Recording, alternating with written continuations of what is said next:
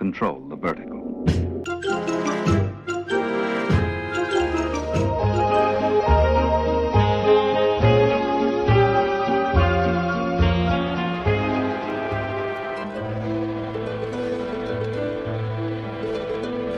Welcome to Anthologic, the TV anthology podcast. I am your host, Mark. Anthologic is a podcast dedicated to exploring the good, the bad, and the odd of horror, science fiction, and the best of mystery suspense anthology shows and series on TV.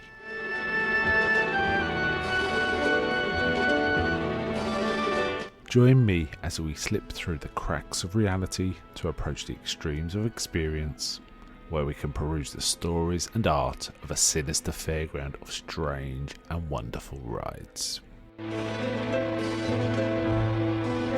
And now we go on to the show that is the focus of this particular episode.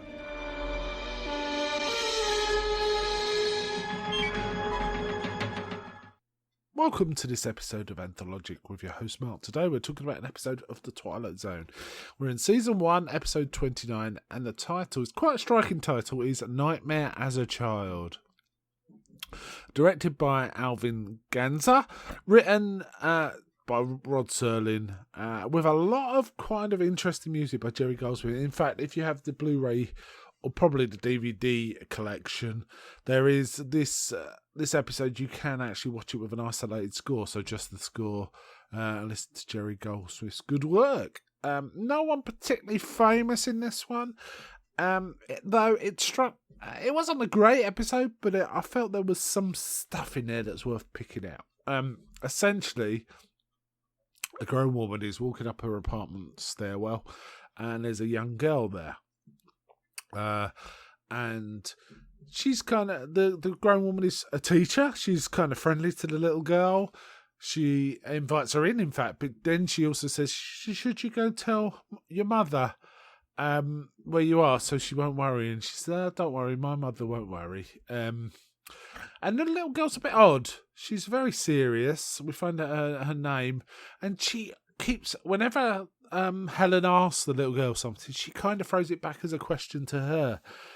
So she's kind of cagey about answering questions. But in the end, we find out her nickname is Marky, though she doesn't say what her real name is. She tells her it's her nickname, but she says, no, I like Marky. But the little girl kind of keeps talking about a man that Helen saw earlier that day she kind of recognised. And it goes on and on. This is an interesting... it's not well executed and possibly could have been written better. But some of the themes I found quite interesting. It's basically about a repressed memory of this woman when she was a child to not remember a very traumatic event. And in fact, it's the murder of her mother that she's suppressing. She doesn't remember this. Now, in many respects, as I was watching it reminded me of Alfred Hitchcock movie called Marnie, which is also about a woman who has repressed a memory about something traumatic happens, and she's got various triggers that cause her to go into sort of shock kind of thing, shock mode. Red, the colour red, bright colour red, causes her, for example, in that film. In this, Helen doesn't know she's got repressed memories. She just finds it hard to remember stuff. So this little girl keeps trying to remind her. Marky tries to remind her, and as I say, she's not a girl. But then the man who Helen kind of saw earlier, who kind of thought he was familiar but couldn't place him, knocks on the door. Marky knows instantly who he is and insists on going. This is a bit odd. She says, I'm going to go out the back door or something like that. But this is an apartment, so there is no back door. So basically she's run into a bathroom or something. But she does say, I'm running out the back way. Now this man says, oh yeah, I used to work with your mother. You look a lot like her, is what he says, when Helen was a girl. And he was the one who found her mother dead, he says. Helen, apparently witnessed the crime and just cannot remember anything about it.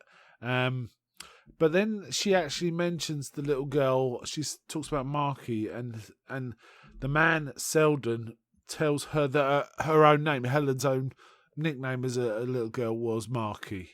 And then shows her old photo of herself, and she is that little girl. So the little girl is actually some sort of physical or probably mental appearance of that repressed memory. It's herself trying to conjure up that.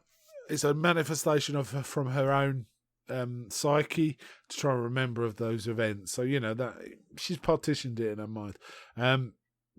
Selden then leaves, and then Helen begins to remember what happened. And I was quite surprised how strong this was. I mean, it's done in silhouette, but how strong this was for sort of national TV at this time. And what she does remember is a man hitting her mother with a blunt object of some sort and then rushing towards her. And then running out of the room. Marky then, as Helen kind of remembers this in shock, and Marky then reappears and tells Helen, "I am you," kind of thing. You got to remember what happened. Now, before I go on a little, the performances are okay. Marky's not bad at all. Janice Rule, who plays Helen, is okay. But I think the material just didn't quite gel. I don't know, it might have been the direction. The music was good, but it might have been the direction was fairly pedestrian. There wasn't anything particularly striking about it, but that is not uncommon in the Twilight Zone. Twilight Zone is often much more about the acting and the writing than the direction. If you compare it to, say, something like The Outer Limits, where the direction is, and probably Night Gallery, where the direction is quite significant. Twilight Zone kind of rests back and let the writing and the acting do its thing. And I think, no, it didn't quite gel as a really entertaining episode. It's just had this intriguing idea about repressed memory. Anyway, the man then returns and says he was the murderer. He says that he's basically, he tells her that her mother caught him fiddling the books at the workplace, and he begged her not to tell the police, but she was going to, so that's why he killed her. And he says also he was going to kill the little girl because she was a witness, but her screaming made other people come to the apartment, so he just had to get away. But he does say, "I've been keeping tabs on her because he knew one day she would recall the murder." This seems a bit odd because it must be 20 years later. It seems like an odd explanation, but there we go. If it had been much more, I bumped into her and I realised who you were, that would have made more sense, really. Anyway, Helen runs into the hallway. The man chases her, but she accidentally kind of knocks him down the stairs, and he falls down. Probably breaks his neck, and he's dead. And then she talks to the police, and there's a little explanation outside, which reminded me of Psycho, actually. Somewhat the end of Psycho, where the two policemen discussing it and said, "Well, it's a repressed memory," and all of that. Anyway, Helen's sitting in her apartment kind of getting over this, and suddenly she hears singing outside that sounds like Marky. So she gets singing in a sort of nursery room. She goes out. It's also, I think, a tune Marky herself was singing earlier. She goes out and it's a different little girl. No, but it may be she heard the original little girl singing this and sort of superimposed it on Marky. Did I say Marby? I meant Marky. And so... and it kind of, she says something very nice to the little girl, like what she has a lovely smile, and then the episode ends. So interesting one. It's not particularly fantasy. It's quite, well, this might be one of the issues with it, perhaps. It's not particularly fantastic in any way. I mean, you could believe this could happen for real. Someone may indeed conjure up such an apparition if you're under deep stress that was very well buried. You can kind of see it, but yeah, that may also be one of the issues, I think. Not particularly a remarkable episode. It was okay. That's about the best I can say about it. I just thought the themes were more interesting than the episode itself. How it presented them. Yeah. Now, apparently, Rod Serling named this character Helen Foley after one of his teachers at high school. So how about that? And apparently the character name Helen Foley, also a school teacher, appears in the Twilight Zone, the movie, in the segment It's a Good Life. How about that?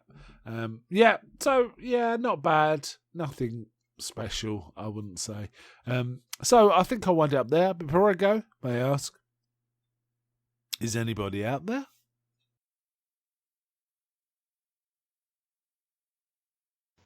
I'm not.